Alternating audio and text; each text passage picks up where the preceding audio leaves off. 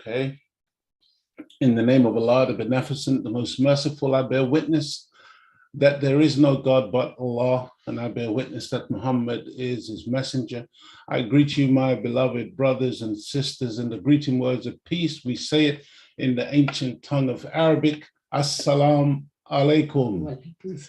Welcome, welcome, welcome. Shalom, shalom. Jah, Rastafari. Greetings, dear beloved brothers and sisters, ladies and gentlemen, human beings from all around the planet. Welcome once again to another edition of the Image and Nation show. My name is Brother Leo Muhammad, and sitting alongside me, you can't see her, but she is here, is my beloved wife, my beloved companion and best friend and co-host of the Image and Nation show, none other than our beloved sister, Claudia Muhammad. Assalamu alaikum, family, and welcome to another edition of Image and Nation. I just want to ask everyone, where has the time gone? Can you believe it's December the 1st?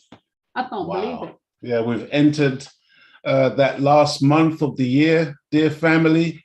As Sister Claudia said, I mean, wow, the years have become months. That's right. And the weeks are now days. This is some serious time that we're living in, dear family. And we are so happy, thankful and grateful to Almighty God, Allah, that you are once again tuned in to the Image and Nation show. Welcome, welcome, welcome. Don't forget to let us know where you are on the planet, where you are tuned in from. We are always happy and intrigued to learn where the various brothers and sisters around the world are tuning in from. Also, don't forget to tell a family member, a friend, a loved one, tell them Image and Nation is on, man. Tune in. I don't know what time it is in the region of the world where you are currently, but right now it's just gone 6:30 in the evening on a Thursday evening. And we want you to tune in each and every week and let somebody that you care about know, because the subject matters that we deal with on the Image and Nation show, we don't really see this as entertainment, if we're completely honest with you. This is about information. This is about knowledge, wisdom, and understanding. This is about letting the people know the truth in order that people can make a decision for themselves in conjunction and in agreement with the Bible, where it says, you shall know the truth, and the truth shall set you free. This is the aim, the objective of the Image and Nation show. Why Image and Nation? Well, if you put it all together, it sounds something like imagination, image, a nation. We want you to be able to see for yourselves a future and a reality that is of your own construction, of your own making, rather than believing that the current reality is the only reality that we have to look forward to. Dear beloved family, do not underestimate your imagination, the power and your ability that you have to be able to create your own reality, to have what's called self-determination. This is the aim and the objective of the Image and Nation show. It is a show designed to empower those who tune in to realize that you are not this small cog in the wheel that you may think you are, but indeed, even if you are small, like a watch, everybody looks at the face of the watch and we see the big hand and the little hand. Very few of us ever get an opportunity to really see the workings of that watch, the innards of that watch, the internal workings of that watch, and all of those tiny little cogs that without one of them, that big watch, that big clock would fail to function. And so don't think that because you are just a man or just a woman that somehow your input is negligent, that your input is not of value. Understand that it is men and women who run this planet. Okay, and every single one of them, I think it was Bob Marley, our great brother, who said, the biggest man you ever did see was once a baby. And that's the reality. All of us come through the same reality of birth and ultimately we will meet death. And in between, we have to go through the vicissitudes of life and the reality, the ups and downs, the struggles. And so, dear family, you have every ability, like any other human being on the planet, regardless of creed or class or color. You have the ability to make a difference. And that's why the Image and Nation show is here, to try to help you and me to make a difference. Dear family, welcome, welcome, welcome. And, you know, I must be completely honest with you. The subject that we began last week, it's not my favorite subject. It's not something that I really relish doing, to be completely frank with you, because there's just something about this time period which I find very, very disturbing. And I also believe, you know, I heard the Honorable Minister Louis Farrakhan, who is the most optimistic human being that I know on the planet, despite what many of you may think. He is a very, very optimistic man. Nonetheless, I've heard him say on more than one occasion, it's going to take more than teaching to raise our people. Unfortunately, there is a chastisement, there is a beating that comes behind the word, behind the teaching. For those of us who fail to listen, those of us who fail to change, those of us who fail to realize that this is not about waiting or demanding or asking or protesting and asking somebody to change our reality. This is about us changing our own reality. This is about us as a people coming together, uniting together, and empowering ourselves in order to change our reality for ourselves. I hope everybody is clear. I hope everybody is good. And I'm looking forward to your input, your questions, your comments. Please feel free to write in the chat, and whatever we can read out as we go along and towards the end of the show, we will be happy to do so, dear family. I've got a question. Go ahead, sis. Somebody in the chat, please say, in the month of December, where can you go on the planet where they don't celebrate Christmas? Yeah. Because we were in the shops, or as you know, the stores in America, and all you're hearing is those Christmas songs. When was this? Yesterday in the Westfield. Oh, in the Westfields, okay. Yes, that's what they're playing, the Christmas songs. So it would be so nice to go somewhere where you don't have to hear those songs. So please put in the chat, where can you go on the planet where they don't celebrate Christmas? And can you remember, Sister Claudia, when you and I were in Africa and the Gambia? What did we see them putting up in the hotel during this time period when we were there? In a Muslim country, by the way. The Christmas tree. Christmas tree was going up. I was so annoyed. Yes. So annoyed. Dear family, welcome to episode 58 of the Image and Nation show, entitled The Silly Season, Part 2. The Silly Season. It is a time when people seem to lose their minds and become extremely silly. And I'm talking about the ordinary people, the masses of the people, while there are some other people, the merchants, who are rubbing their hands together, and they may be saying, ho, ho, ho, laughing all the way to the bank, because this is the time of year, dear family, when they maximize their profits at the expense of silly people, at the expense of people who do not understand what we are doing. The scripture says, forgive them, Lord, for they know not what they do. Dear family, only his mother and father, Mary and Joseph, knew the birth date of their son, Jesus, who was born 2,000 years ago, because it was a closely guarded secret kept from the authorities, whose laws prohibited the birth of a child out of wedlock, a crime punishable by death. Not to mention the death plot on all boy babies instigated by King Herod, who was paranoid and in fear of a Messiah coming to birth for the redemption of the people of God.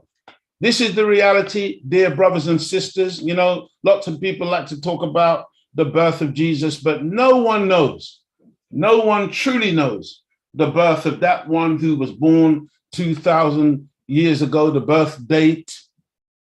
And indeed, the one who is present, or the one who is predicted to come in the end times, which is the times in which we are living today, certainly no one knows him, because there is so much misunderstanding even about the Messiah, the Christ. Dear family, we are dealing today with this so-called Christmas season, and it is entitled The Silly Season Part 2. J. Edgar Hoover, I'm sure some of you have heard of him. J. Edgar Hoover and the FBI. FBI's counterintelligence program declared the need to prevent the rise of a Black Messiah who could unify and electrify the militant Black nationalist movement. I'm just going to stop there a second, dear family. You see, when the FBI used the language and wrote it in their memos, language of Messiah, they weren't making a mistake, brothers and sisters. They were not just using those words flippantly, because unlike you and me, they understand what Messiah really means. It's not just a man, you know, who is leading the people from one place to another, nor is it some spooky reality. The unfortunate thing is that most of us who are the people of God, that's who we are, that's who I'm talking to right now, the people of God, we are not ready to recognize the Messiah. This is the most unfortunate thing. We are right now not ready to recognize or to receive the Messiah. Did you know, and I didn't put this in any of the slides, but did you know that there's a scripture that says in the Bible, talking about the Messiah, talking about the Christ when he comes, that he comes onto his own. He comes to his own people, but his own receives him not. Think about that. When the Messiah comes, he's going to come to his own people and appeal to his own people, speak to his own people, teach his own people. But so many of his own people will actually reject the Messiah because of their ignorance and because of the machinations of the satanic mind and the minions of Satan, the devils, who have fooled the people of God into believing in spooks rather than appreciating the Messiah for his reality when he comes. Did you know that most of us today on the planet, when we talk about Messiah, when we talk about Christ, we're really spookified and we're not really expecting a man, a real live man? I mean, this is the tragedy of this situation, dear brothers and sisters. But again, here on the Imagination Show, we want you to put on your thinking caps, man. And we want you to think deeply today because, again, the subject is for the enlightenment. The subject is designed to prick your conscience. The subject is designed to force us to really consider the reality as opposed to the mythology. And if we come into that reality and understanding, then we should be compelled, we should be forced to make changes in our lives that will stop us from indulging or engaging in such madness as this so-called Christmas season of rampant spending and all other forms of excesses that take place during this month of December that we've now entered into, today being the 1st of December, 2022. We're about to go into January 2023. Dear family, how many times have we seen this kind of image depicting the birth of Jesus with a guiding star above and wise men in attendance and it being a great celebration linked to this time of the year, and now established all over the world as so-called Christmas, or the masses worshiping the birth of Christ. Because this is what we're told, and this is what the vast majority of us believe that it's related to. Christ Mass. That's what they're telling you. That's what they're saying it means. Christ Mass. Who is going to midnight mass this Christmas? Do you know people who go to midnight mass in Christmas time? Yes, my mom. Okay, mum goes to midnight mass during Christmas because they take it seriously, especially our people. That's right. Dear family. But what does it really mean? Christ Mass, midnight mass. It literally means the masses of the people worshiping that which they know not. This is the reality of what's going on. And again, look at these images. This is supposed to be the birth of Jesus, the Christ, they like to say. Where's the black people? I remember some people asking, I remember the Honorable Minister Louis Farrakhan said that his mum, when these Bible salesmen came to her house one time, yes, and the minister was asking, where are the black people? Yeah, the minister's mother was asking, where's the black people? And I think one of these Filipino types, or it was Bibles, literally had the audacity to turn around and say the black people were in the kitchen preparing the food. See, this is the level of, imagine black people have got these kind of images. That's right. All over our walls. And we can't see the irony of the fact that there is no resemblance between those in the picture to those in our household. There's no connection. No connection whatsoever, dear beloved family. It's all a falsity. But unfortunately, the people who are the most wrapped up in this false worship, this false madness, is black people. In fact, the people who would be getting the most upset right now listening to what I've got to say would be some of our own people who feel that this is somehow some type of blaspheme or some unholy diatribe against their righteous, belief. Come on, family, it's time to wake up. It's time to stop drinking that Kool-Aid. Brothers and sisters, the real origin of Christmas goes back to ancient Babylon. That's where it comes from. Ancient Babylon. It is bound up in the organized apostasy with which Satan has gripped and deceived the whole world over these many centuries. It's not just happened recently. He has been in control, dear family, for at least the last 4,000 years. That's how long our planet has been under the rule of the satanic mind. And each millennia, each 1,000 years, his grip on the members of the human family gets more and more severe. It's not lessening, it's getting worse. And we are at that point now where he is really literally overreached in the sense that his time is up and we are now witnessing the unraveling of his dominion, of his world. Brothers and sisters, Nimrod's mother stroke wife, just listen to what I just said. Nimrod's mother stroke wife, Semiramis, bore the title Queen of Heaven. This is what this woman was called, the Queen of Heaven.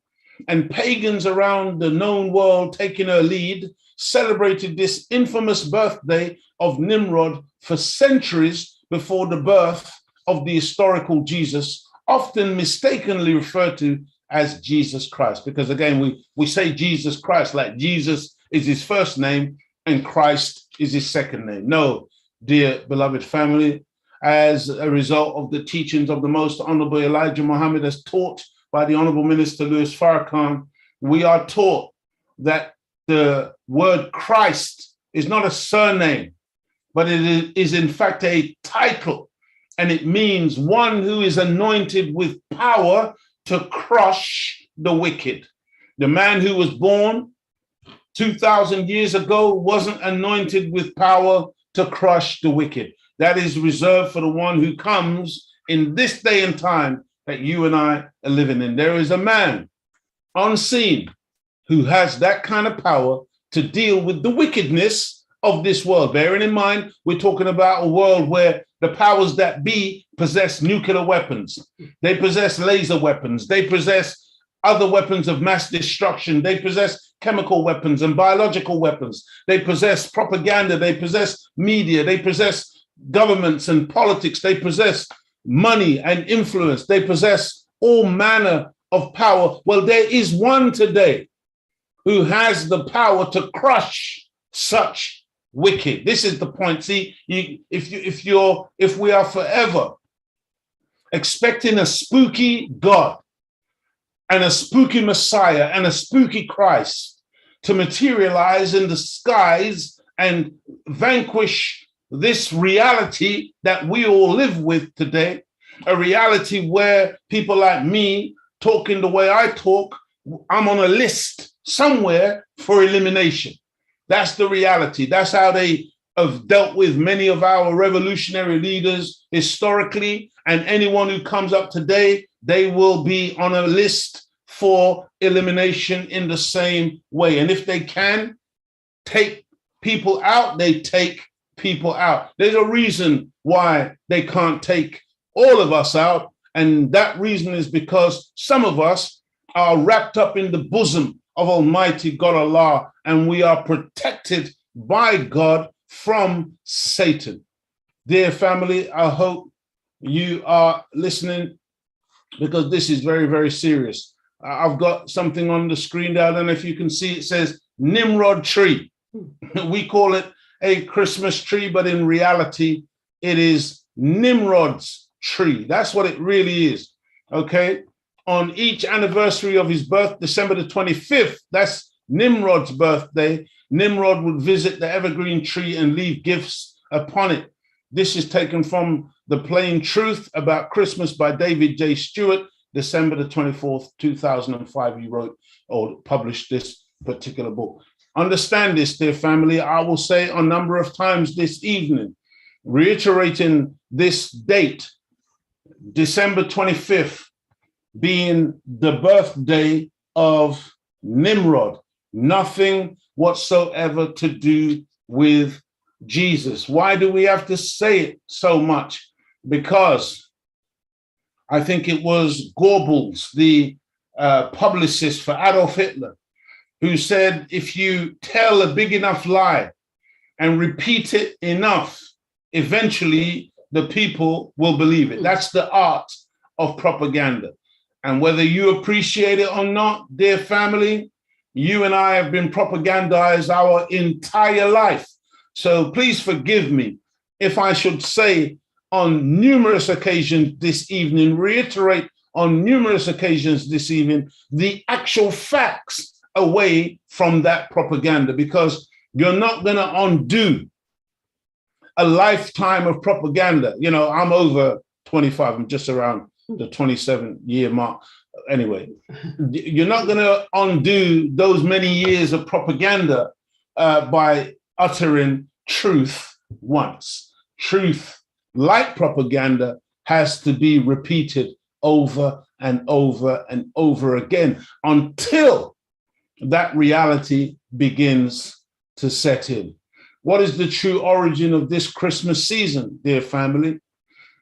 In The Plain Truth About Christmas, the book I mentioned, written by David J. Stewart and published in 2005, he writes, Nimrod started the great organized apostasy from God, you know, the pulling away from God, so-called Christmas that has dominated this world until now. Nimrod married his own mother, whose name was Semiramis. After Nimrod's death, his so-called mother-wife, Semiramis, propagated the evil doctrine of the survival of Nimrod as a spirit being. Now, again, I'm telling you this for you to really appreciate when you wonder where all of this teaching has come from about God being, you know, just a spirit and and he can't be seen, and God is not real, and he's not a man. See, this is where all of this teaching comes from the origin of the pagan Nimrod's teaching is where we get now all of this confusion over the reality of God and God being a spirit being. But the spirit being originally, dear family, was none other than Nimrod, as it was taught by his mother stroke wife. Dear brothers and sisters, I hope you are good. Sister Claudia, anything you want to say at this point? Let's have a look. Well, just to welcome everyone, Mr. IC3, Trevor Hammond, Zakram Allah, Black Mary. We haven't seen you for a while. Maybe you've been on, but you haven't commented. So good to see you this evening. Lovely. Black God, DJ Mr. P, welcome from West London. And Black Mary, sorry, she's from California. Okay, wonderful. And DC Precise, welcome again, our regular. And Brother Alvin Mohammed, welcome everyone. Wonderful. Oh, and Brother Simon from Trinidad, Simon Mohammed. Beautiful. Well, we were just talking about yesterday. Our brother, was it yesterday we was talking about our brother? Yeah, we must give you a phone call, Brother Simon. We need to touch base. Look forward to speaking to you, dear beloved brother. And Sister Juliet. And Sister Juliet, that's right. That's right. Many Christian scholars know, and they are of the firm opinion, based on diligent theological and historical research, that Jesus was not born on the 25th of December, as is commonly believed. And even His Holiness, Pope Benedict XVI, has also agreed with this point. And in fact, all the popes know the truth and the false doctrine that they perpetuate about the birth of Jesus on December the 25th. You see, dear family, when you go to the Catholic Church or the Church of England, and these people take you through these rituals, and you go to the church and you see a big old Christmas tree up in the church. When you see a Christmas tree being erected in the Vatican, when you see a Christmas tree being erected in these halls of power, know for a surety that these power brokers, these so-called popes and cardinals and bishops, they all know the truth. They all know that this is fake and false, but they are hoodwinking you, the masses of the people, because it benefits. It benefits them tremendously to keep this big lie going. But when you think about it, what is this world based on? Business. It's a big business. Yes. Isn't it? Everything is about money. It's making money. All money. All money, dear family. That's what this thing is all about. It's all about material gain. That's right. And power. Understand this. Never leave out that aspect.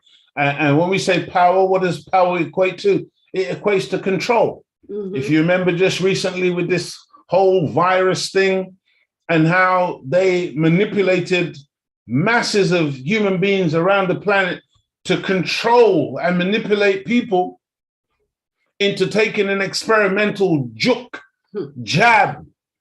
And now that's all unfolding now, and people are now seeing the reality of what they've exposed themselves to. But it's all about money, power, and control, dear brothers and sisters, because Satan was given a time to rule. That's right. Okay, understand this. God allowed him. Imagine, God allowed Satan to rule the planet for a prescribed period of time. And at the end of that time, God says, I will come and take back my rule. And this is what we are witnessing taking place right now. This is why, you have this little brother, Leo Muhammad, who is just a little baby student in the teachings of the most honorable Elijah Muhammad. as taught and exemplified by the Honorable Minister Louis Farrakhan, speaking in this manner because I've been exposed to a truth that was hitherto not known on our planet. In the book of Jeremiah, chapter 10, verses 2 to 4, it says, "Thus saith the Lord, learn not the way of the heathen, and be not dismayed at the signs of heaven, for the heathen are dismayed at them. For the custom of the people are vain, for one cutteth a tree out of the forest, the work of the hands of the workman with the axe. They deck it with silver and with gold. They fasten it with nails and with hammers, that it moves not." I just want us to think. I know. When you see it, it's all there. It's in the scriptures. That's right. The Christmas tree is described in the scriptures. It tells you exactly what the heathens is the language that's used. That means a non-believer. That means a practitioner of dark arts. That means one who is a pagan. It tells you plainly, dear brothers and sisters, not to follow these ways, not to do these things, because it's displeasing to God. Just imagine that now, based on our own practices in the eyes of God, we are classified as pagans and heathens. Look at the picture of the beautiful brother with his son on his shoulder, and they're decorating this tree that is described in the scriptures and telling us clearly not to do this. That's right. And now we say, oh, but it's just fun. And we say, yeah, it's for the children. But name me the child who was born, who came out of his or her mother's womb, asking mom, dad, when is Christmas? That's right. No, the children don't know nothing about it. We are the ones who teach the children this damnable lie. And then we all get wrapped up in it. And around this time, we go out shopping because we got to get some eggnog. That's right, all these presents. Yeah, we got to get some Baileys. The turkey. We got to get turkey. We got to get the pork. Oh, the pork, man. Oh my goodness. We're going to go into that. We got to get, some strong drink. That's right. Into the house now, because it's the time for righteousness. Really? Really? How do the two things go together? And I know during that time when we used to celebrate Christmas, when we were younger, we were in the shop every single day. My mom was just buying turkey. It's like for the whole run up to Christmas. For the whole period. Yes, for the whole period in the shops, buying biscuits, cakes, just spending all this money. And I was so glad when I joined the Nation of Islam and found out the truth about Christmas. Because there's so many of us, nephews, nieces, thank God. All those presents. The presents. And my mom, she would buy all these presents for all the grandchildren. But now we say to her, no, Mommy, we don't celebrate Christmas. We will respect my mother. We will go to her home on that day. But it's not to celebrate Christmas. It's just for the family unity. time. That's right. Family time. Praise be to Allah. Imagination, promoting and advertising goods and services for the benefit of our community. Please take note of the following, dear family, and support. We need your support. Visit www.natureshairproducts.co.uk and try the beard oil, specially formulated hair butters, and so much more from Nature's Hair Products. Get yourself a sample of Nature's Hair Products and try it out, dear family, because it is magnificent based on the feedback that we receive. Check out the tribe. Visit the tribe at www.tribenation2019.com and pick up a garment that you can wear, dear family, which is about consciousness, community, and uprightness. Visit www.p2bb.uk or londonstudygroup19.org. That's one word, londonstudygroup19.org, and order your Proud to Be Black t-shirt, caps, and mugs, and say it like you mean it, P2BB meaning proud to be Black. Dear family, we should be proud to be Black. There is nothing negative about being Black. We have been hoodwinked into thinking that Black is some negative thing that we should all be running in the opposite direction from. Go ahead, Sister. Sorry, just to go back on the Proud to be Black, the London Study Group 19.org website, they are having a 15% off site-wide, and the code is K2022. So you just put that in at the checkout, or I think it comes up automatically. So that's 15% off site.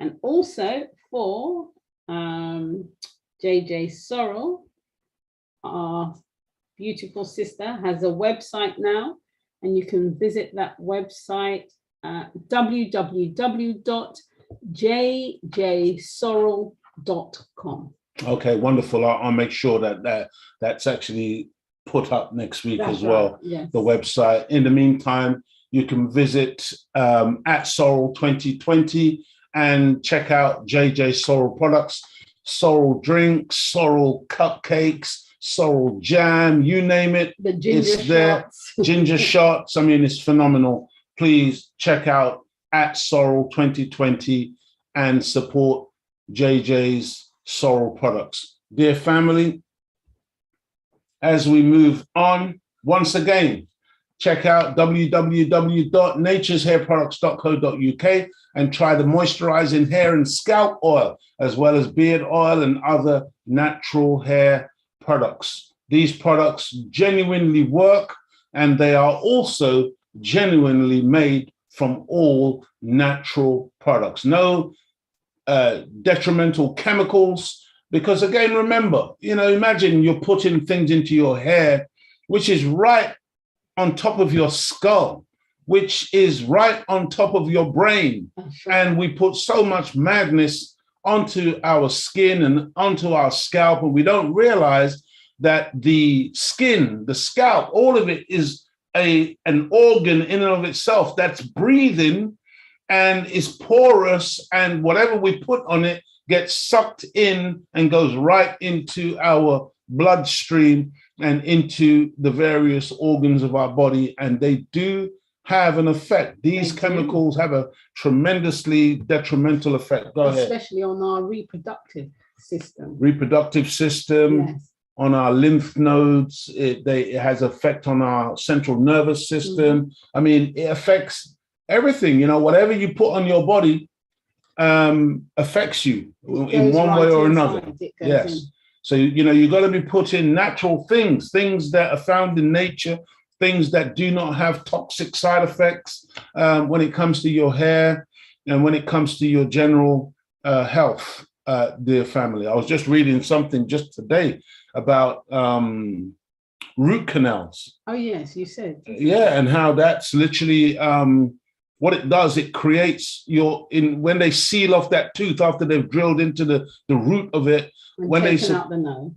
Taken out the nerve, what ends up happening, they say that the flesh within the root canal begins to rot, and that becomes toxic, and then it's like gangrene within your tooth, and that is poisonous, and that can actually kill you. And so what this dentist was saying is that you should never ever have root canal treatment. Yes. I mean, brothers and sisters, there's so much. WYLA for boys and girls age 8 to 16, producing our future leaders. Visit www.wylauk.com. That's www.wylauk.com, and check out WYLA, which is the West London Young Leaders Academy.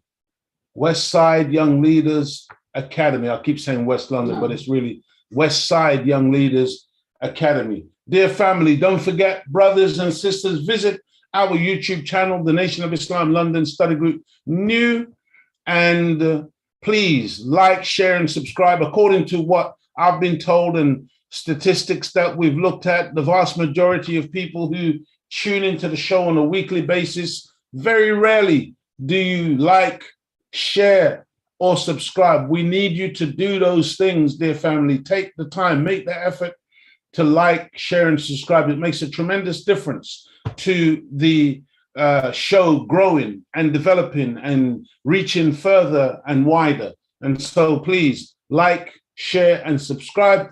And also, brothers and sisters, make a donation to our channel that we can continue in this labor of love called the Image and Nation Show.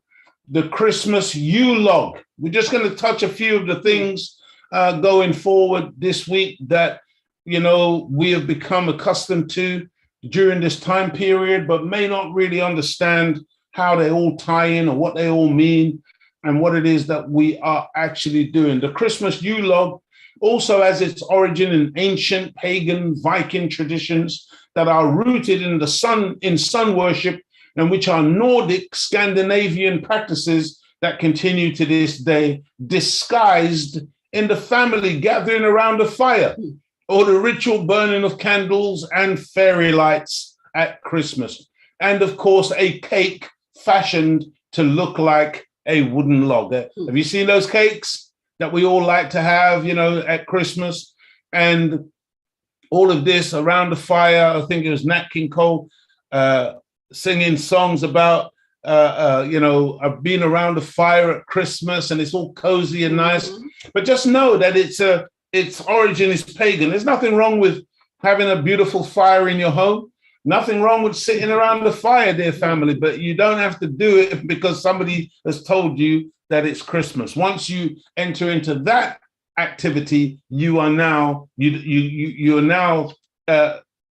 sitting on top of a tradition which comes from, you know, these Vikings, these Scandinavian pagans and their practices. This is the origin of it. This is what we are doing when we are eating that cake fashioned like a log with the holly bush and all of that on it. You know, normally I think they've got cream and all kinds of stuff with it, and they make it like a log.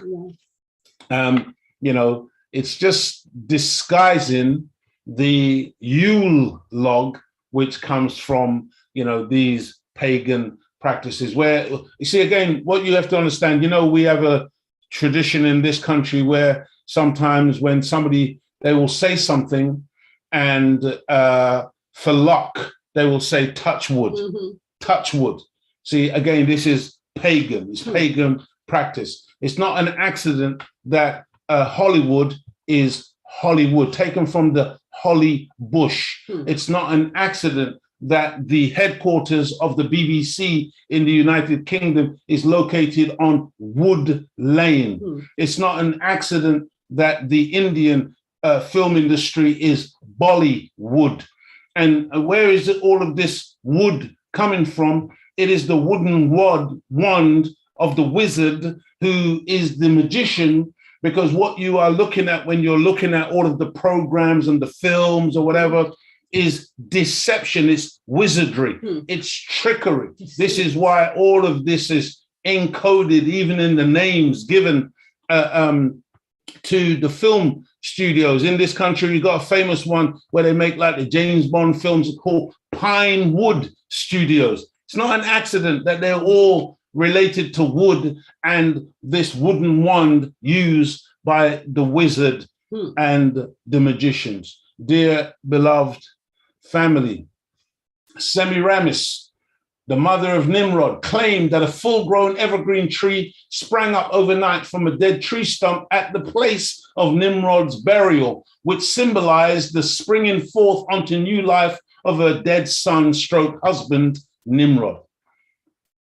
I hope you understood what we just said there, because I'm giving you the origin now. Say it again, I'm giving you the origin, dear family, of this resurrection. I'm giving you the origin of this, coming back to life after death. I'm giving you the origin of all of this mythology that is surrounded in many of today's religions that we don't appreciate where they are coming from. Semiramis claimed that a full-grown evergreen tree sprang up overnight from a dead tree stump at the place of Nimrod's burial, which symbolized the springing forth onto new life of a dead son stroke husband Nimrod. See, so this is, I'm giving you the origin now of the Christmas tree, this evergreen tree that sprang up. This is where the worship of this tree originates from. On each anniversary of his birth, she claimed that the spirit of Nimrod would visit the evergreen tree and leave gifts upon and under it, in a tradition that the pagan followers institutionalized. Okay, this has become an institution passed down through the years, which we have now followed and practiced, and we have no idea what we're doing and where it comes from. Be in no doubt that December the 25th is the actual birthday of Nimrod, and this is what we are celebrating, and this is the real origin of Christmas and the Christmas tree. Anybody in any doubt, put it in the chat. Let us know why you know better and you love your Christmas and you just can't wait to start getting that eggnog down your neck. And in fact, from your perspective, what's all the fuss about? It doesn't mean nothing. It's just a bit of fun. Really? Do you understand, dear brothers and sisters, just how much money is generated, just how much influence is had by the West based on this? As Sister Claudia asked a question earlier, name us. I want you to tell us the place where they don't celebrate this.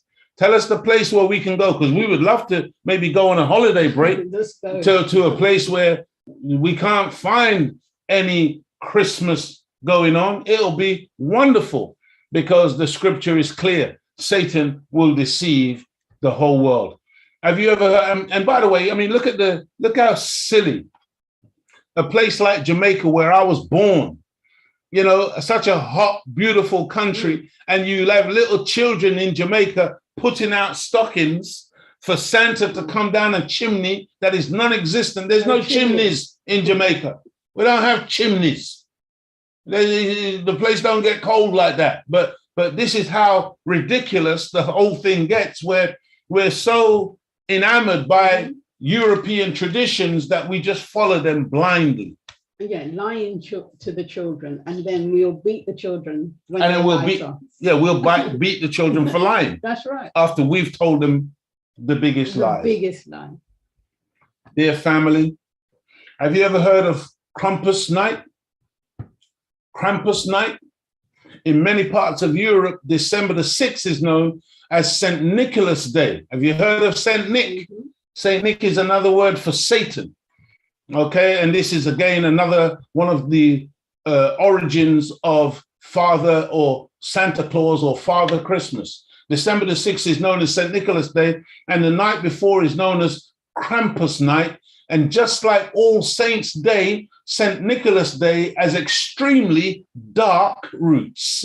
I mean, you see, it's one thing if it'd be one thing if there was just one element of all of this that you could say, oh, well, that's a bit sinister, that's a bit dark. But every single element of it that you look at, you find the origin of the thing being absolutely satanic and devious. Let me go back. December the 6th is known as St. Nicholas Day, and the night before is known as Krampus night. And just like All Saints Day, St. Nicholas Day has extremely dark roots. Listen to what I just read. Just like All Saints, imagine All Saints. We're not really going into that tonight, but if I was to go into the root of All Saints, you'll see that All Saints has dark, sinister roots. Even what they call in now, they're saints. Saints is supposed to be a good person. Okay? When you make somebody a saint, you're making them a saint because they were saintly. They were godly. But no, All Saints Day is dark and sinister. You see, imagine we live in a world where the Nobel Peace Prize was given to the man who invented TNT or who invented the atom bomb. But that man is given the Nobel Peace Prize. See, everything is upside down. Family. Inside down. Their family. See, the people who are pedophiles and practicing this wickedness against children, so many of them. Why are so many of them, sir this and sir that, all knighted? Come on, man. Yes, when you do evil, you're elevated. In this world, the evildoer is elevated. Right. Do you remember that model? She was on drugs. What's her name? I can't remember her name. Oh, the white girl? Yeah. And she Kate Moss. Kate Moss. Yes. She became the big star. I bet you if that was Naomi Campbell, her career would have ended. Yeah, ended. December the 6th is known as St. Nicholas Day, and the night before is known as Krampus night. And just like All Saints Day, St. Nicholas Day has extremely dark roots in European pagan tradition. It is the night when the demon Krampus carries out his tricks and lies on all the wicked children of the world. The tradition states that the children leave their shoes out for Krampus to fill with treats if they are nice, or a birch rod if they have been naughty. The birch rod is to whip them, to beat them. Sounds familiar? Santa, Satan, Claus. See, this is the origin of your Santa Claus. Krampus. My God. And you see our people, we go put our children on the lap of some strange, nasty individual who we haven't got a clue. That's right. What's going on with this person, but we go and sit our child on their lap and have our child saying, "Oh, Santa, I want you to bring me this or bring me that." We work hard for our money and buy gifts and hide them under a Nimrod tree and then lie to our children and give the credit to some fat Caucasian. After we work so hard. After we've worked hard. Then we wonder why the children they got no respect for us because mom and dad never gave me nothing, but Santa did. And then, oh man, tell you. When you think of it, imagine our children sitting on a stranger's lap. It's heavy, beloved. It's heavy. And it's sad to see just how many people just don't appreciate what we do, what they do to the children, because we don't realize how deep it goes and how damaging it is. How damaging it is to lie to children in this way. That's right. Dear family, I hope you are all good. I don't know, man, it's December the 1st, but man, I get so hot. I've got a light in front of me on my face, but I don't know. No, but the temperature is a lot warmer than last year. The children said around this time last year, there was snow. So it's actually warmer. Well, but I mean, it's not exactly hot, is it? But I mean, I'm always hot. I'm always hot. Dear family. And so it's close to that time of year again when children around the world eagerly await the arrival of a binge drinking, morbidly obese old white man heading up a secret Arctic sweatshop full of workers who never see the light of day and whose job involves driving under the influence of alcohol and breaking into people's houses while they sleep. No wonder that song begins with the words, "You better watch out." Terrible. Just think about it, man. Santa Claus is a criminally reckless liability, and yet somehow he's always the symbol of, he's also the symbol of the day marking the birth of Jesus Christ. Can you marry the two things? Okay, so a question. I've never seen cards with Jesus on them. If it was Jesus's birthday on that date, why do they not do Christmas cards with him? Exactly. No, but it's absolutely a beautiful question. If it really had anything to do with Jesus, surely the majority of the cards would feature an image, the so-called Jesus image, you see? But why do so many of the cards say Xmas? That's right. Xmas, not Christmas, but Xmas card. That's right. Because in Roman numerology, X means unknown. See? Xmas, again, the masses of the people worshiping the unknown, worshiping that. Because again, I know we don't necessarily appreciate this, and to many it's a conspiracy theory. Yeah. But understand that this is conspiracy fact. The conspirators, they do things in plain sight. That's right. And they're so arrogant because they've dumbed the people down so much that they can actually tell you that it's an unknown celebration.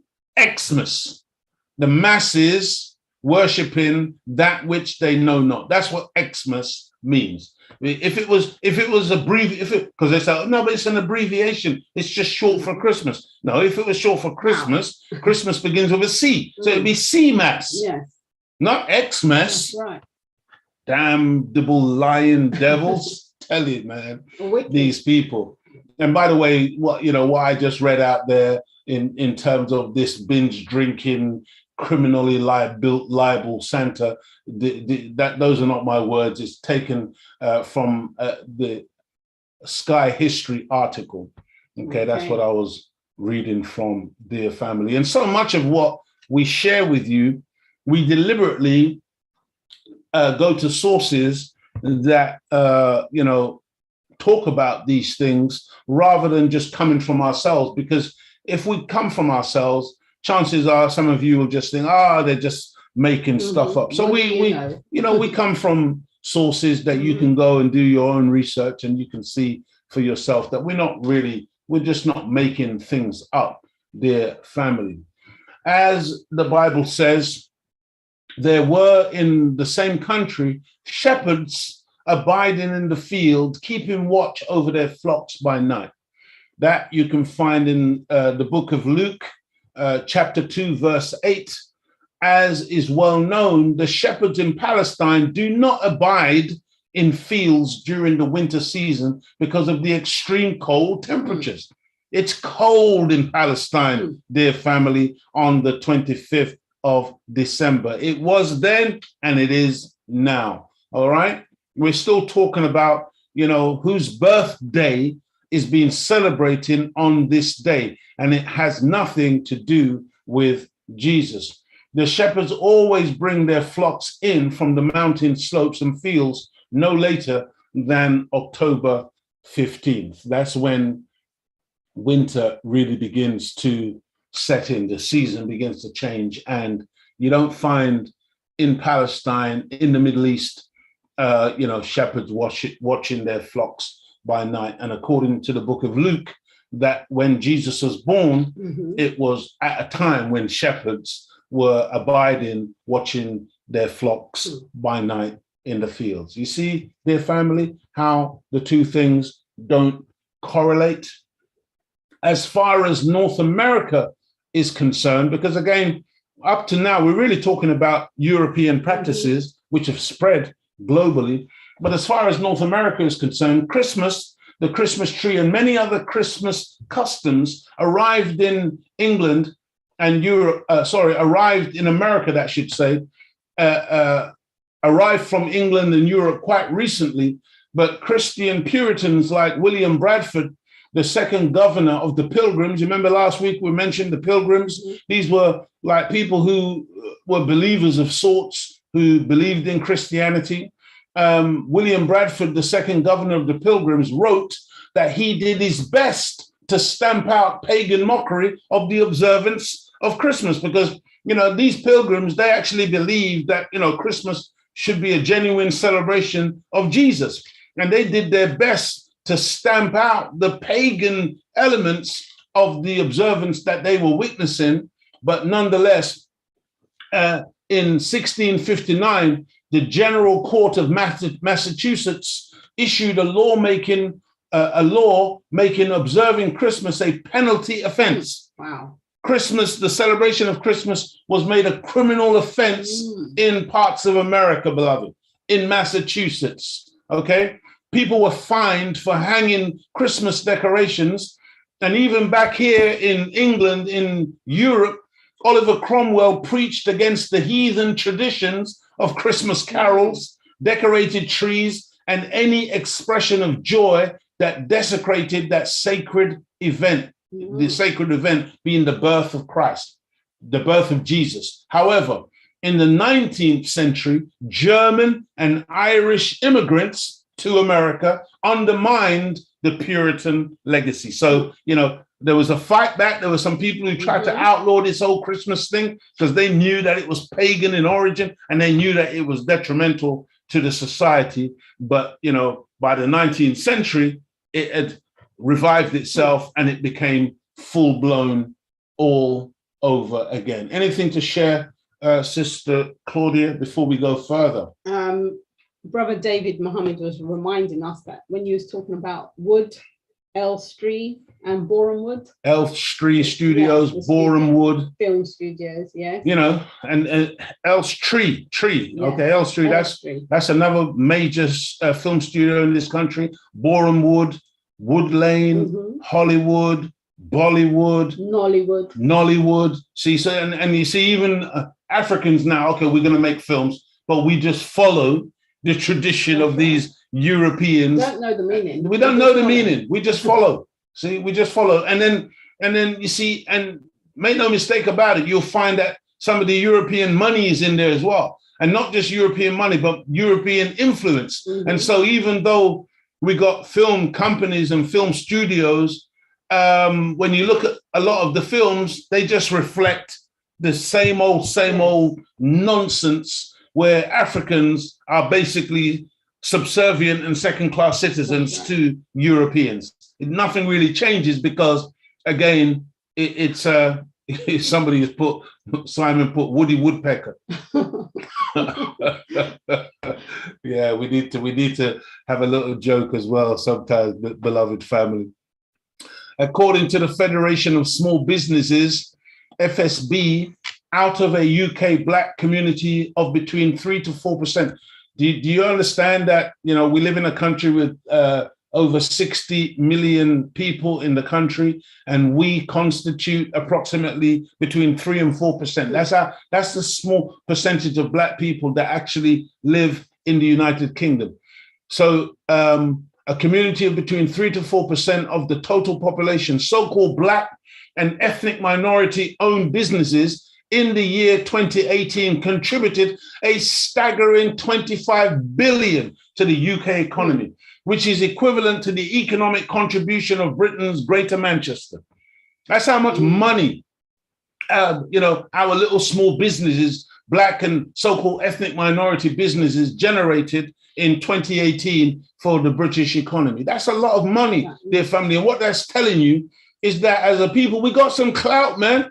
If we would only pool our resources and learn how to use that unified pound. Right. I put an image up there of us demonstrating Black Lives Matter outside. I think that was Downing Street.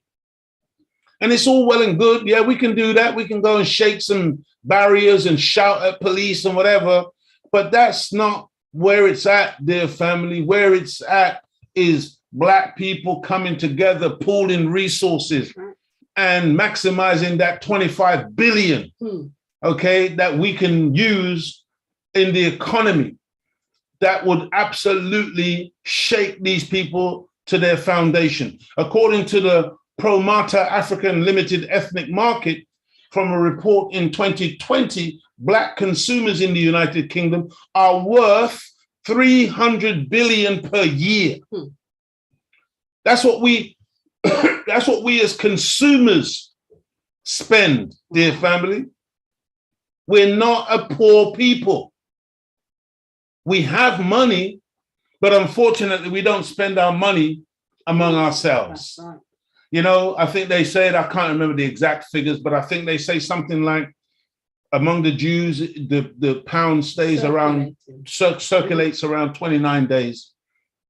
With Asian people, it's between 15 and 20 days that their pound circulates among them. And other groups, their pound will circulate literally 10, 15 days. And so that's the average.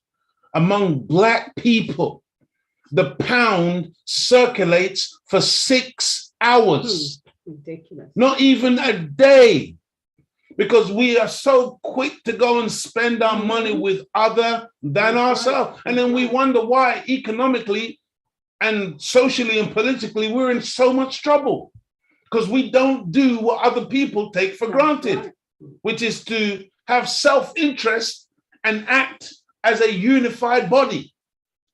This is my message always, dear family, because it literally is that simple. If we as a people would just unite and do something for ourselves. Go ahead, Yes, sister. and start buying black. Absolutely. And there's a number of Buy Black campaigns out there. And, you know, I don't know how seriously we take them, but we should buy black, dear family. Buy black. Just yesterday, I was in a shop, yes, a beautiful black brother, and I promised him I'm coming back because I'm going to buy a few things.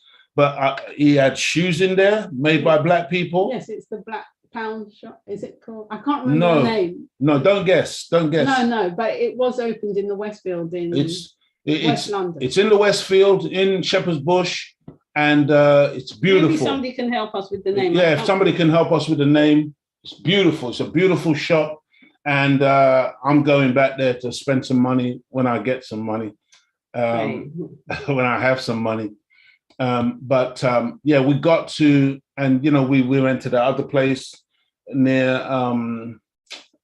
Brent Cross that time that we saw another black shop there. There's a lot. We went to it's in the Westfield in Shepherd's Bush, Mr. P. We went to the African market in Brixton. That's right. That was only the African farmers market in Brixton. It's beautiful. Black Pound Day shop. Yes. Yeah, it's owned by Brother Swift from Soul Solid Crew. Brother Swift. That's right. That's what. Thank you. Who gave us that information? Was that DJ Mr. P? Thank you. Thank you, soldier. Beautiful. And you know, brothers and sisters, you should all go and patronize that. And you should tell Brother Swift. Swiss. Tell Brother Swiss when you get there that you heard about it on the Imagination show and you've come down to support. Okay, we've got to support our own. Right. Spend our money among our own because we got a lot of economic clout. It's just so talented, though. Absolutely, and we're the creative people, man. We're the inventors. Yes, we want to. When we start in the business, we think we've got to get it authorized by the white man. No, we're from God himself. That's right. Don't need no authority. We just need to start our businesses. And I make a concerted effort to search online to find like black shampoos, conditioners. I want to buy products that are for myself, people of my color, that represents my hair. Not these other, you know, these white shampoos and everything like that. Then all our hair drops out. What's that joke you always say when we come to this country as black women? Yeah, we had hair, didn't we? And then, you know, within a short space of time, see all these bald women walking around. And then we end up wearing horsehair. And the poor horses are missing their tails. Right. It's not good. It's not good, dear family. 300 billion per year goes through our hands. And I think it's Mr. DJ Mr. P, he did say if we pooled our resources, we could shut this place down. No, but that's the point. And that's the point. And that's the thing I'm saying. We don't realize our power as a people. If we really realize, of course they do. That's why they have Christmas, Easter. Of course they do. They know our power. And, you know, unfortunately, they know how to exploit our power while we, you know, think that all we can do is just be reactionary people. Mm-hmm. Somebody gets killed by the police, something happens. There's a big scandal now where this woman who's part of the Queen's, former Queen's household, you know, she insulted our sister Ngozi, from Sister Space, and she's had to step down. I just say to my sister Ngozi, just be very careful, dear beloved sister, because, you know, these devils, there'll always be a backlash where they're going to want to blame you now for destroying this old white woman who is part of the royal family. And so just be mindful of the backlash, because it won't be about her racism against you. It'll be about you as a black woman, you know, having the audacity to point out her racism. Mm-hmm. This is how it works. That's why we in the Nation of Islam, we are the racist. Why are we the racist? Because we point out racism. This is how sick this world is, dear brothers and sisters. What should our approach to this silly season be, dear family? And how should we understand our struggle in the context of the scriptures and being the people of God? It's a shame that the manifestation of Christ, the Messiah, is mostly seen in a spooky way, instead of the expectation of the coming of a real live man who will lead, teach, and guide his God's people. Dear brothers and sisters, it's time for us to wake up and understand that God is not a spook. He's not going to send a spook. He's going to raise a man, and he's going to be a real man, a normal man, an ordinary man. And this is what's going to shock most of us, because we're not expecting that. We've been brought up on cartoons and fairy tales, and so we are expecting the clouds to open and for a winged being to come down. We've been watching all these Marvel films and, superheroes. And so everything is like a shebang and all of this kind of, nonsense. And so when a man stands up fearless and bold and tells the truth and calls on Black people to do practical things that would change our reality, most of us, man, that ain't gonna work. Oh no, who is he? Who does he think he is? He's just another preacher. You don't understand, dear family. Check out the Honorable Minister Louis Farrakhan. Minister Farrakhan, before we went to the break, I talked about the name of this is Justice or Else. What does that actually mean? The prophets of God, whenever they came to an errant nation, they represented justice. In their preaching was guidance and warning, and in that warning was a threat. And so the Bible history, the Quranic history, the history of the nations is that they always accompanied that message the threat. Justice or else means what? Dr. Martin Luther King, may God be eternally pleased with him, on the night before he was assassinated in Memphis, Tennessee, he was talking to the people about the sanitation workers, the injustice of their salaries and their treatment. And he said, we have to find a way to redistribute the pain. He talked about going to those businesses that benefited from black dollars, and he said, we have to now withdraw our economic support so that those who give us pain can receive some pain in return. Have you considered, dear family, what it would mean if we as a people withdrew from the economic system of this world, of this country?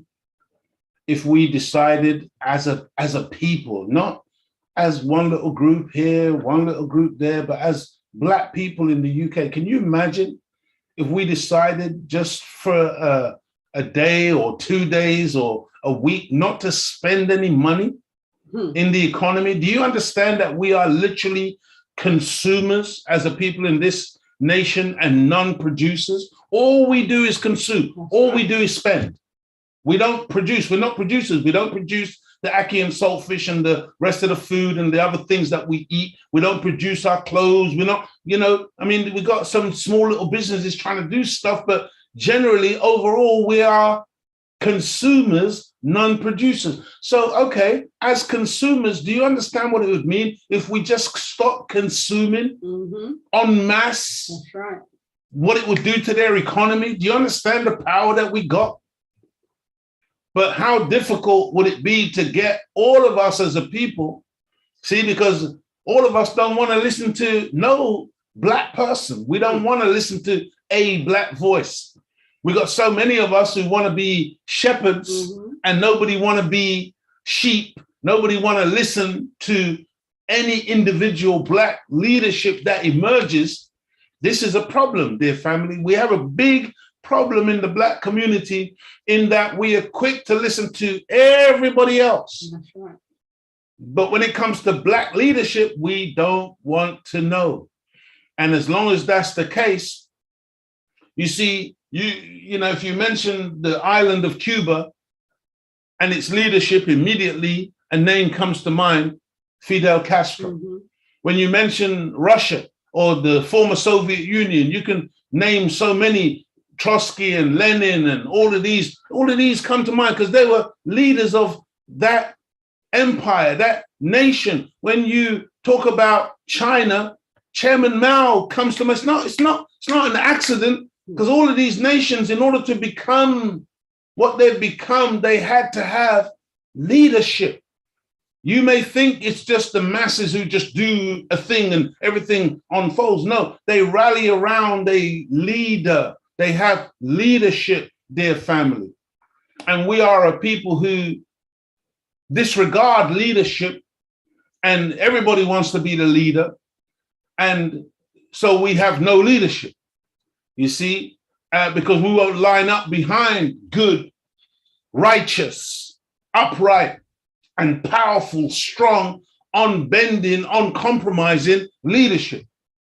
Dear family, that has to change. We have to learn how to do this, and we have to learn as a people how powerful we are when we are able to pool resources. Go ahead, sister. DJ Mr. P, we keep many of these businesses alive, yet we can't get a job in them. Yes. In America, we need to create our own political party and forget the others. Then you will see how quickly they need us. We need to reduce consuming and start producing. Our biggest issue is how we communicate with each other. We don't listen, therefore we don't learn. Beautiful, man. Thank you. Thank you for that, dear brother. Wonderful contribution to the discussion this evening. Let's continue to listen to the Honorable Minister Louis Farrakhan. He was referencing in that very passage, Reverend Jesse Jackson Sr., who at the time was leading Operation Breadbasket, which is about driving dollars to Black businesses. That's correct. So Dr. King at that time in '68 made mention that Black people in America, our consumer dollars made us the 10th richest nation in the world. Only 9 nations had more money than we, but the 9 nations before us had an educational system, television, radio, train system, roads, and all of the things that go for a nation. But here we are with more money than they, with no institutions to show what that money could do for us. So Dr. King said,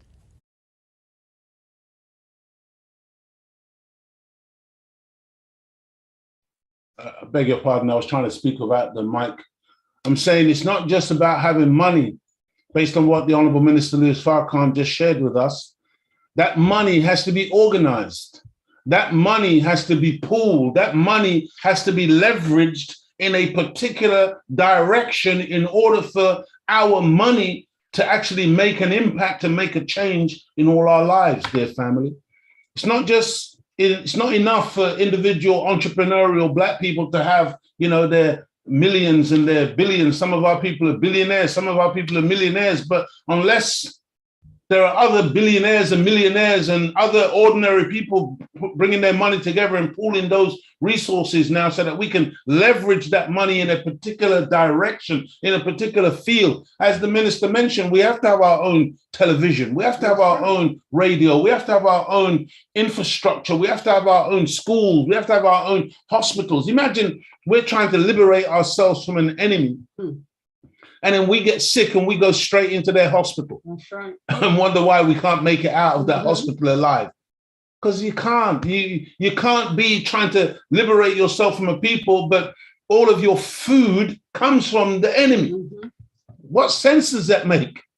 You think the enemy is not going to poison you? He's not going to kill you using food and drink? That's right. My goodness, I remember a story that I heard when I was in Zimbabwe about the negotiations at the time of the negotiations in Lancaster House between the British and the Zimbabwean freedom fighters.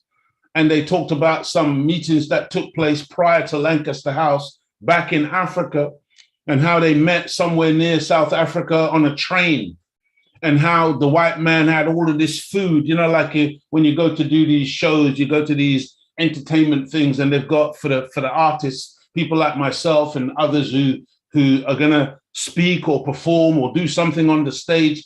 There's normally a green room backstage, and they provide food and drink and all kinds of stuff. Well, this train had a carriage that was like that, full of food and drink and everything for during the time when the conferences, they have a break, they have their lunch and different, you know, they can have some food or whatever. And they said that these African freedom fighters, man, when they got into that carriage, that with the food and they lost their minds. And they just gobbled down this food like it was going out of fashion. And I thought to myself, my God, you mean to tell me that that's how easy it is to kill us? Through the food. They just provide some food. You know that do you realize that I've been going up and down this country for over 25 years when I was performing on stage. And you know that in that time, I've been in so many green rooms I cannot count. And on so many occasions, those green rooms are full of food and drink. Do you know that I've never eaten or drank from one of those green rooms? It would never even enter my mind to take food from people that I don't even know who they are. I don't care how nice they are as a promoter or whatever they're putting on a show. I'm there to do a particular job. I'm not there to eat their food and drink their drink. I don't know what's been done to that food or that drink, dear family. Do you know that in all of Muhammad Ali's career, when he was fighting, his water in the corner of the ring was guarded by a special guard, and that nobody could touch that water, and it had to be, I mean, do you understand how important it is that we change the way we think and do things today when it comes to our power and our ability to change our own reality? Let's continue listening to the Honorable Minister Louis Farrakhan. We'll withdraw our economic support. Today, according to what I have read, we have in the neighborhood of $1.1 to $1.5 trillion of consumer power, which makes black people like a carcass where all the vultures gather to suck the life out of us. So in the or else for us, you're either going to treat us right or we're going to withdraw from you our economic support. So we're going to start right at the Million Man March anniversary. We intend to boycott Christmas, but not Jesus. We think that they have taken advantage of us and our consumer dollars by materializing the respect and honor of Jesus and making it a bonanza for white business. So on Black Friday, we won't be there. And in fact, last year, it started, and Black Friday sales were down. Folks tried to say that was because of online purchasing, things along those lines. But there were a number of African Americans who chose not to spend dollars on the Friday after Thanksgiving. We choose not to spend dollars on Black Friday, Black Saturday, Black Sunday, Black Monday. We are not going to spend our money for the rest of that year with those companies that we have traditionally spent our money on. Come on, dear family. This is the leadership and the guidance that Almighty God Allah has provided to black people. Redistribute the pain. Boycott Christmas. We have to stop spending our money in this time period with these people. Okay?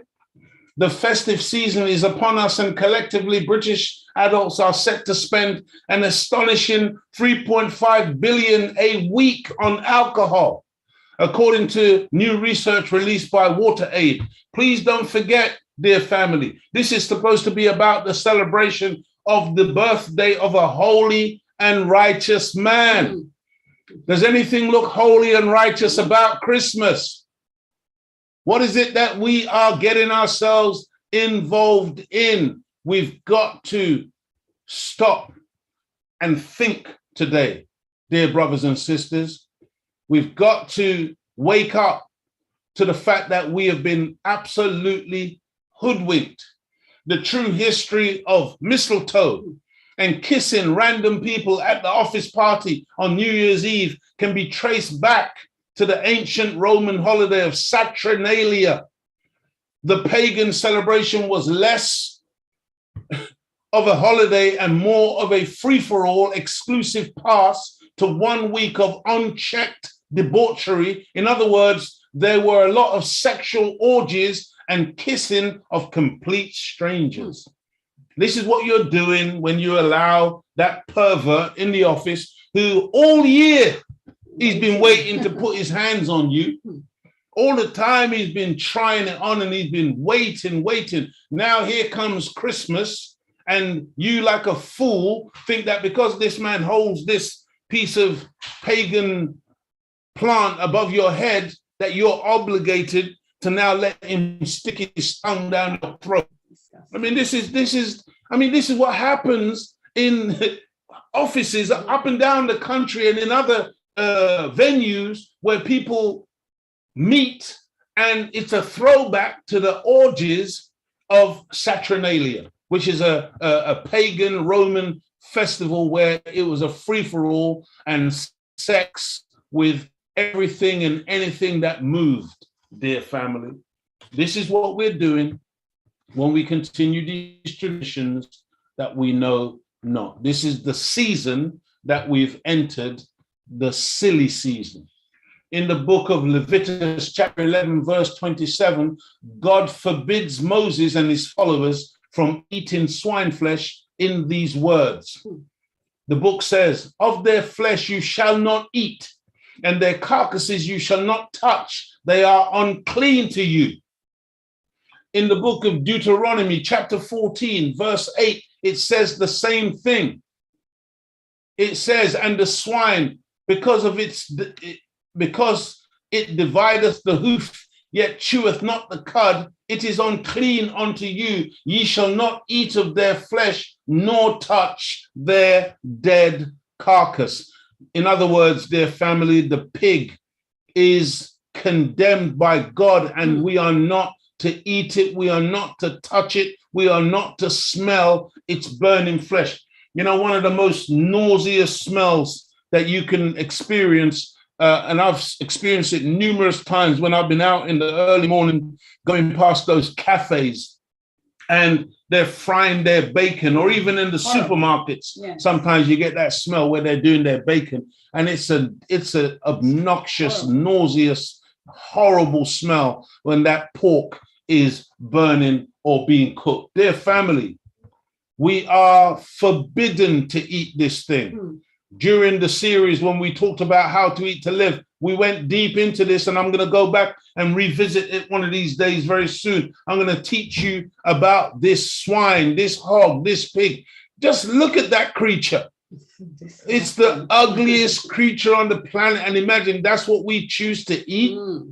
That's what we choose to eat. When there are so many good things that one can eat, we would choose to cut that thing up and cook it up and eat it. Some people even eat it raw. My God. Go ahead, sister. Some comments from Kermin, and he said, the job they done on our minds was a work of art. They know for a fact that some of our people will break code and interact financially or other ways with them. Sad to say. Also, you're right, brother. We need chemists and engineers to have a infrastructure totally independent of theirs. Boycott Christmas, not Jesus. The minister is so correct. And if that's not enough, Christmas should just do what their book says in Jeremiah. Don't follow the ways of the heathen. Do not follow the ways of the And heathen. he always says, he said, I remember my mum cooking chitlins. Now that's a smell to have. Now that's a smell to have in the house. Hog intestines. The intestines. And in Jamaica, they used to cook tripe. They would give us tripe to eat, which again are intestines. In America, they call it chitlins. That's another beautiful contribution from who is it? Kermin S. Wingfield. From Kermin. Thank you so much for that contribution. Beautiful. Dear family, these are some of the favorite foods at Christmas. Whole roasted suckling pig. Look at that. Ugh. Roasted ham. They bring us this big fat ham. Don't forget now, God has expressly forbidden this.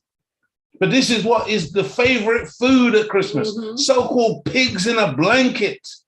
And they, you know, when you hear that listen to that language, pigs, it's like it's designed to entice the children. The children. And what do they give the children to saving? A piggy bank. Did you know that the piggy bank is just to get you to make the pig cute and familiar? And so now you like a pig now. And you hear these devils telling you how cute, and you see these people walking around with a pet pig. Just the other day we saw a brother, didn't we? Yeah. Well, brother in speech marks. A brother walking with a pig in his arms as his pet. Going to an event or something. My God, man. But what does God have to say about the consumption of bacon, hog, pig, spam, ham, Danish, pork, pepperoni? All these names. Yeah, you see, it's not an accident that they give it all these names. Do you know why they give pork so many names? Because they're trying to disguise it. They're trying to trick you. Because you think I literally have had people say to me before, I don't eat pork, I only eat spam. It's the same thing. Those of us from the Caribbean, I saw Chris Eubank was on Master Chef not that long ago, and he was cooking bully beef. He was trying to tell them about bully beef, which is another name is corned beef. It comes in a tin, and then in the tin you got this beef, but then holding it together is this sticky mess, white grease. Do you know what that is? That's pure pork flesh. I mean pork grease. That's holding the so-called bully beef together. See, we're so manipulated. We're so tricked. Do you know that they put the pork and its byproducts in chewing gum? You know that they put it in everything. They put it in toothpaste. You know they put it in your soap. Ice cream. Sometimes you get those slimy soaps that are really just it's pork. Dear family, they put it in the ice cream. So those of us, as soon as the summer comes and you hear that ding, ding, ding, ding, ding, and you run out and you send your children, run up to this little devil in a van to go and get ice cream, not realizing that the thing is laced with pork. Come on, dear family. It's time to wake up, because guess what? We are unacceptable to God while we have that swine flesh and its byproducts in our systems. Not to mention the strychnine worm, which we are not going to go into this evening. Dear family, go and visit your Bible, man. Look it up. Deuteronomy chapter 14, verse 8. Leviticus chapter 11, verses 7 to 8. Okay, Isaiah chapter 65, verses 12, and chapter 66, verse 17. And in the book of Isaiah, again, chapter 65, verses 3 to 5. All of these places and more condemn, and I haven't even touched the Holy Quran, which also condemns the eating of swine flesh, which is a divinely prohibited food. And Jews and Christians who are wise follow the injunction of Almighty God, and they stay far, far away from such divinely prohibited flesh. Dear brothers and sisters, as we close out this evening, I really want you to appreciate that I deliberately deal with these subjects, especially when it comes to the food, because I know we love this madness, man. We can't wait to, get involved. But I'm saying to you, You are doing damage to yourself. You're doing damage to your children. You're doing damage to your future. Stop. Stop. Okay? This is something that we must stop now. Up with Jesus, down with Santa. What is Xmas really all about? According to the Final Call newspaper, Christmas has been co-opted, corrupted, and commercialized.